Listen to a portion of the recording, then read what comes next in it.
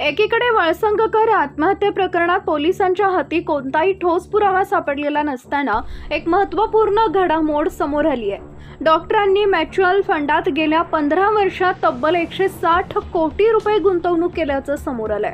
Doctor वळसंगकरांच्या निकटवर्तीयांनी ही माहिती दिली आहे। प्रसिद्ध मेंदूविकार तज्ज्ञ डॉक्टर शिरीष वळसंगकर यांनी 18 एप्रिल रोजी 2 गोळ्या झाडून आत्महत्या केली होती। त्यानंतर वळसंगकर हॉस्पिटलची प्रशासकीय अधिकारी मनीषा मुसळे माने हिला 19 एप्रिल रोजी रात्री 11च्या सुमारास अटक केली। त्यानंतर पहिले 3 दिवस आणि त्यानंतरचे 2 दिवस असे 5 दिवस ती पोलीस कोठडीत होती। या 5 दिवसांच्या चौकशीत मनीषा मुसळे माने हिच्याकडून कोणतीही ठोस माहिती पोलिसांना मिळू शकलेली नाही। डॉक्टरांच्या आत्महत्येमागची वस्तुस्थिती वेगळी आहे। त्यांच्या खिशात सापडलेली चिठ्ठी ही कोणीतरी प्लॉट केलेली आहे असा आरोप संशयित आरोपींचे वकील प्रशांत नवगिरे यांनी केलाय।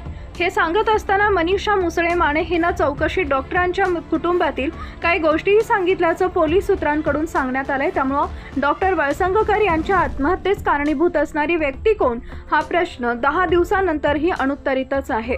डॉक्टर वळसंगकर यांच्या आत्महत्येचं ठोस कारण तपासात पुढे आलेलं नाही, मात्र त्यांच्या आर्थिक व्यवहारासंदर्भातील एक महत्त्वपूर्ण माहिती समोर आली आहे।